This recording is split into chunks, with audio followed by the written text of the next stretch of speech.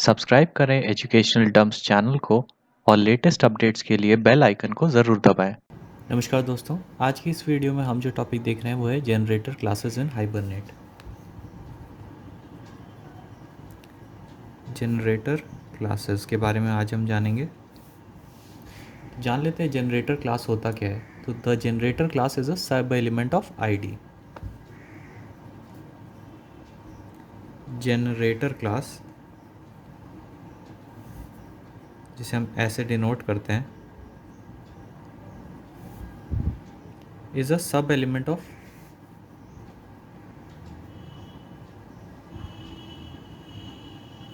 id. It is used to generate the unique identifier for the objects of persistent class. It is used to generate the unique identifier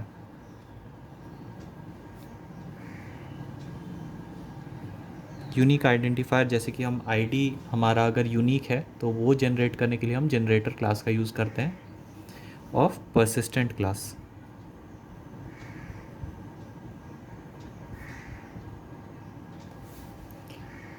तो generator class हमारे कई तरह के होते हैं। There are many generator classes defined in Hibernate framework. तो हम सभी को जानेंगे एक एक करके। All the generator classes implements the org dot all generator classes implements the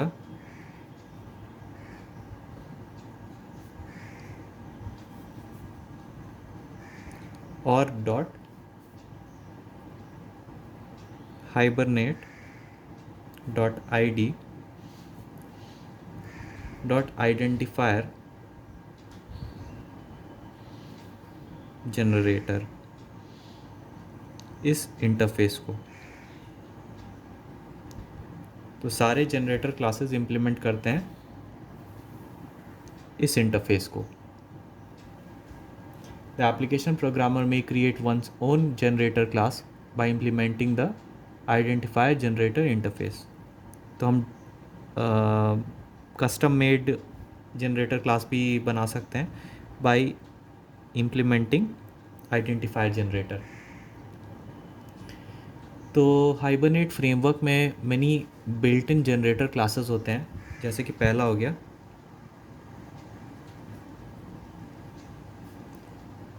few built-in generator classes are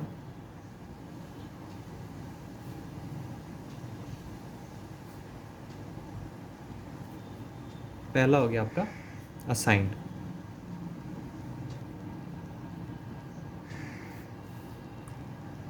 तो ये आपका डिफ़ॉल्ट जनरेटर स्ट्रैटेजी होता है।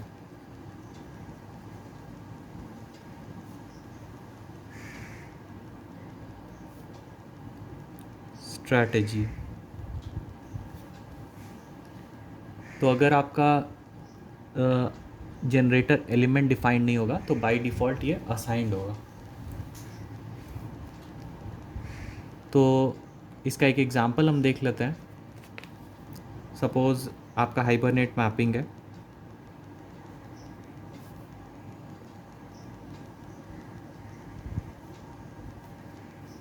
और ये आपका क्लास है। नेम आपका कुछ भी अगर आप मेंशन कर रहे हैं और इसके अंदर आईडी है जिसका नाम आप कुछ भी मेंशन कर रहे हैं, तो यहाँ पे जनरेटर क्लास आपको डिफाइन करना होगा असाइंड। अगर आप नहीं डिफाइन करते हैं तो बाय डिफ़ॉल्ट आपका जनरेटर क्लास असाइंड ही कंसिडर करेगा। अब आईडी टैग को हम क्लोज़ कर लेते हैं और सिमिलरली क्लास और हाइबरनेट मैपिंग को भी क्लोज़ कर लेते हैं।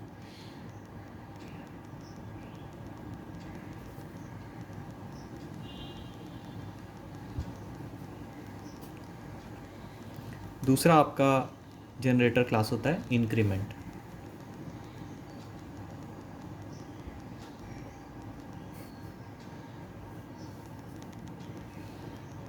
It generates the unique ID only if no other process is inserting data into the table.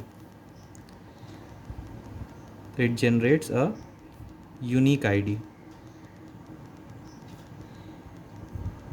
Suppose अगर आपका पहले से 1 है और आपका 2 इंसर्ट नहीं हो रहा है, तो ये आपका जनरेट कर देगा यूनिक आईडी 2। तो it generate short, int and long type identifier.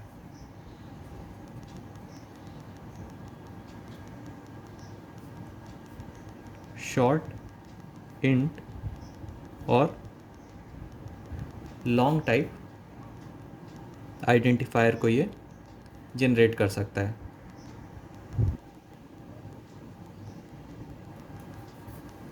If the table contains an identifier, जैसे कि आपका एक आईडी है, then the application consider its maximum value, else the application consider the first generated identifier is 1।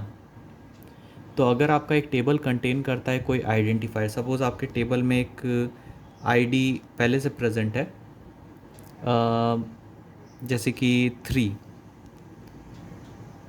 तो application आपका consider करेगा maximum value, else the application consider करेगा जो आपका फर्स्ट जनरेटेड वैल्यू है।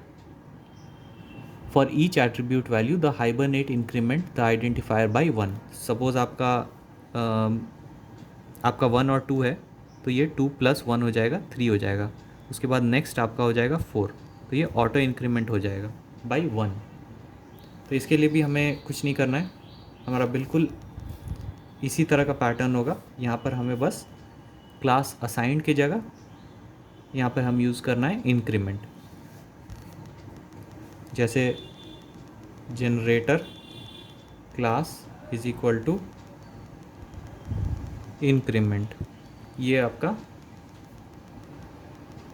और जनरेटर टैब को हम क्लोज कर लेंगे। जनरेटर टैग को ये आपका यहाँ पर इंसर्ट होगा आईडी के बीच में। तो ये क्या करेगा, आपका आईडी को ये ऑटो इंक्रीमेंट कर देगा। तीसरा आपका हो गया sequence.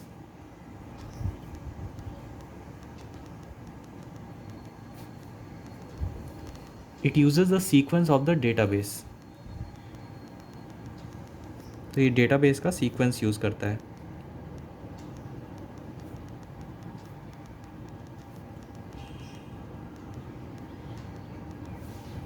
If there is no sequence defined, अगर आपका सीक्वेंस डिफाइंड नहीं है तो ये आपका सीक्वेंस डेटाबेस वाला यूज़ करेगा।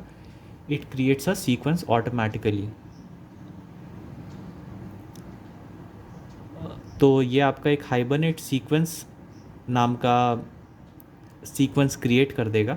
इन case of Oracle DB2, SAP DB, Postgres, it uses sequence but it uses generated in interface.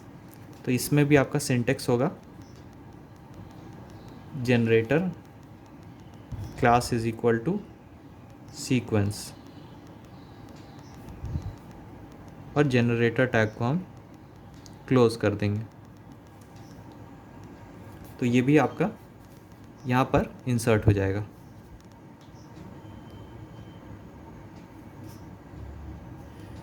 तो ये थे आपके कुछ जनरेटर क्लासेस। तो हमने 3 जनरेटर क्लासेस को यहाँ मेंशन कर लिया है। आगे के जनरेटर क्लासेस को हम मेंशन कर रहे हैं अपने अगली वीडियो में। तो आशा करता हूँ आपको ये वीडियो अच्छा लगा होगा। अगर ये वीडियो अच्छा लगा होगा तो इसे लाइक और शेयर ज़रूर करें। चैनल को सब्सक्राइब करना ना भूलें। आपका बहुत बहुत धन्यवाद।